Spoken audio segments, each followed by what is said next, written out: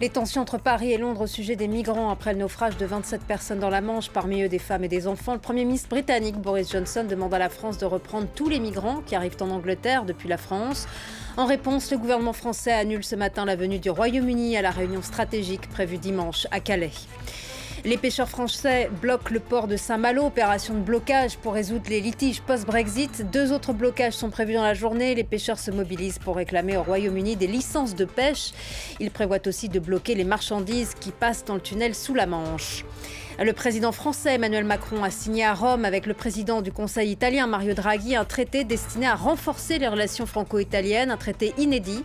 Depuis la crise sanitaire, les convergences entre Paris et Rome sont très fortes. Nous irons à Rome dans ce journal. Bienvenue à vous tous et merci d'être avec nous. Après le décès de 27 personnes, dont des enfants, lors d'un naufrage dans la Manche, mercredi, une réunion est prévue dimanche à Calais avec les 5 ministres européens concernés.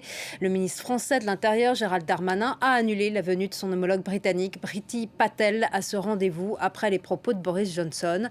Le Premier ministre britannique demande à la France de reprendre tous les migrants qui seraient arrivés illégalement sur le territoire britannique. Bilal Tarabey. Devant le ministère de l'Intérieur britannique, la colère de ces Anglais après le naufrage d'une embarcation de migrants mercredi dans la Manche. Sur leur message, les manifestants dénoncent un environnement hostile et meurtrier, ainsi que la responsabilité du gouvernement britannique dans le drame et réclament l'ouverture des frontières. Mais Boris Johnson, lui, souhaite faire l'inverse. Dans un tweet posté ce jeudi soir, le Premier ministre britannique présente une lettre adressée à Emmanuel Macron et envoyée en copie au président du Conseil européen. Dans ce courrier, il propose 5 mesures dont des patrouilles conjointes destinées à empêcher les navires de migrants de quitter les côtes françaises, l'utilisation de détecteurs et de radars, et enfin de renvoyer systématiquement les migrants arrivés au Royaume-Uni en France. Une manière, selon lui, de décourager les passeurs. La question du contrôle de la frontière entre le Royaume-Uni et la France se pose une nouvelle fois, tandis que les relations entre les 2 pays sont au plus bas à cause de crises multiples liées au Brexit et celle de la vente avortée de sous-marins à l'Australie. Dans le nord de la France, l'émotion reste vive. Plusieurs manifestations ont eu lieu hier à Londres, Paris ou encore Calais pour dénoncer ce drame. Tous dénoncent la vision répressive à outrance qui renforce les organisations mafieuses. Les manifestants réclament des mesures d'aide plus efficaces au gouvernement français et britannique. Toujours dans la stupeur, ces dizaines d'habitants et d'associatifs de Calais se sont recueillis hier. Tous sont venus rendre hommage aux 27 migrants morts la veille, noyés dans la Manche en tentant de rejoindre l'Angleterre. On se réunit pour se rappeler des personnes, leurs noms, qui elles sont, pour justement leur rendre hommage parce que d'habitude, les politiques ne le font pas, ne prennent pas la parole. Au même moment à Paris, l'émotion est tout aussi vive. Dans le cortège, principalement formé de militants pour les droits des exilés, on allume des bougies au sol, on affiche des photos de victimes. Il règne une grande lassitude. Indigné, révolté. Sans mots pratiquement, en voyant ce qui se passe en ce moment dans notre pays et à nos frontières. Outre-Manche, les Britanniques eux aussi se mobilisent. Hier, des dizaines de manifestants ont protesté à Londres. Tous exigent un passage sûr et légal entre la France et le Royaume-Uni. La bataille des licences de pêche entre Paris et Londres, les pêcheurs français ont commencé leurs opérations de blocage ce vendredi de plusieurs sites en mer. Des dizaines de bateaux ont bloqué ce matin à Saint-Malo l'entrée de ferry venant de Grande-Bretagne.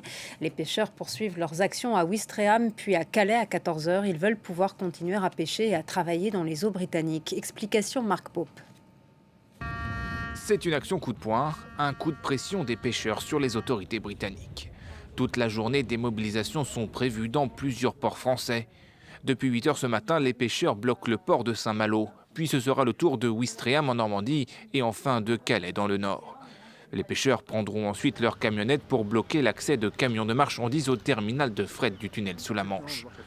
Avec ces blocages d'envergure, les pêcheurs veulent faire céder Londres pour obtenir les licences de pêche nécessaires pour travailler dans les eaux britanniques. L'accord du Brexit signé en 2020 permet aux pêcheurs européens de continuer à travailler dans les eaux anglaises à condition de pouvoir prouver qu'ils y pêchaient auparavant. Une preuve difficile à apporter pour les bateaux neufs ou les petits navires. Nous, on est sur un petit bateau de pêche artisanal, donc on est vraiment, c'est une petite timonerie, c'est un tout petit bateau. Je vais pas dire que c'est archaïque, mais tout est très simplifié, quoi. Pour Paris, le compte n'y est pas. Depuis le 1er janvier 2021, la France a obtenu 960 licences de pêche. Elle réclame plus de 150 autorisations supplémentaires.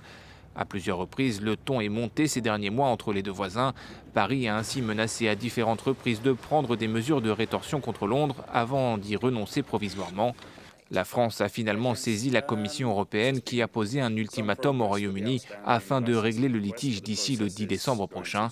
La crise a des conséquences dramatiques pour de nombreux pêcheurs, entraînant des pertes allant de 20 à 50% de leur chiffre d'affaires. Le président français Emmanuel Macron et le président du Conseil italien Mario Draghi ont signé un traité franco-italien ce matin. Ce traité d'amitié vise à renforcer les liens bilatéraux, notamment dans les domaines de la défense, des migrations, de l'économie ou encore de la culture. Ce traité dit du Quirinal doit être le pendant du traité franco-allemand. L'occasion de resserrer les liens avec un allié à un mois du début de la présidence française de l'Union européenne début janvier. On retrouve Natalia Mendoza, notre correspondante à Rome. C'est un accord important signé entre Paris et Rome. Effectivement, un traité historique, une journée importante pour les relations bilatérales entre la France et l'Italie, mais aussi une journée importante pour l'Europe, car ce traité consolide Paris qui pourrait devenir un moteur de leadership en Europe à un moment un peu délicat avec la sortie d'Angela Merkel de la scène politique européenne. Ce traité trace une vision, une stratégie commune à travers des projets de coopération renforcés dans de nombreux domaines: économie, sécurité, défense, culture, éducation, coopération transfrontalière, échanges commerciaux. Bref, c'est un traité ambitieux qui sera présenté tout à l'heure en conférence de presse par Mario Draghi et Emmanuel Macron ici à Rome. Le président français sera aussi reçu par le pape François au Saint-Siège. Suite au drame de Calais, 27 personnes sont mortes à bord d'une embarcation qui a chaviré. Le pape François va rappeler le devoir d'hospitalité. Effectivement, le sujet de l'immigration est une des préoccupations majeures du souverain pontife. Le pape François, il voit dans les migrants l'archétype de ces populations vulnérables qu'il faut protéger,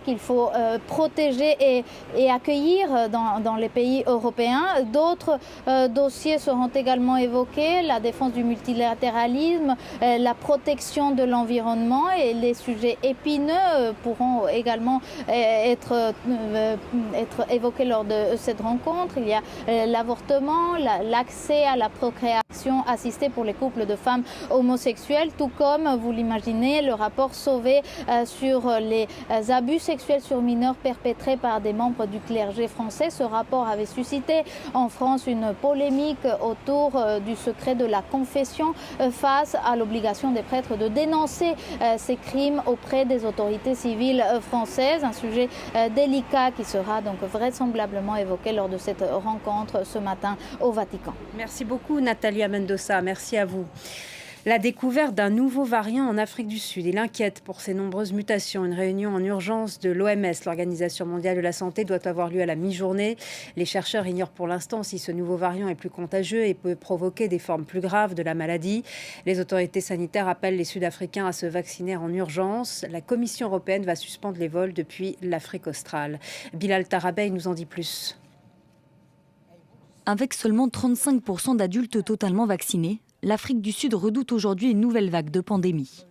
Au cœur de ces inquiétudes, le B11529, un nouveau variant du Covid-19 détecté dans le pays. Sa caractéristique principale, un nombre extrêmement élevé de mutations, ce qui pourrait entraîner une plus grande transmissibilité et une résistance accrue aux vaccins. Nous connaissons déjà certaines de ces mutations, mais d'autres nous sont inconnues. Nous commençons tout juste à lister les mutations que nous avons repérées et leurs effets potentiels sur la manière dont le virus va se comporter. À titre d'exemple, ce nouveau variant présente au moins 10 mutations, contre seulement 2 pour le variant Delta. Une vingtaine de cas du B11529 ont été recensés en Afrique du Sud, principalement sur des personnes jeunes, mais aussi au Botswana voisin et à Hong Kong, sur une personne de retour d'un voyage en Afrique du Sud. En réaction, le Royaume-Uni a dès jeudi soir interdit les voyageurs en provenance de 6 pays africains. Nous ajouterons ces pays à la liste rouge. Ces pays sont l'Afrique du Sud, la Namibie, le Lesotho, l'Eswatini, le Zimbabwe et le Botswana. Des restrictions rapidement imitées par d'autres pays européens, comme l'Allemagne et l'Italie. Une décision jugée hâtive par Pretoria, alors que l'OMS ne s'est pas encore prononcée sur les mesures à prendre. L'Organisation mondiale de la santé se réunit ce vendredi. Et c'est la fin de ce journal. Merci à vous tous de votre attention. L'information continue sur France 24 et sur son site internet, france24.com, en français, en anglais, en arabe et en espagnol. Merci à vous tous.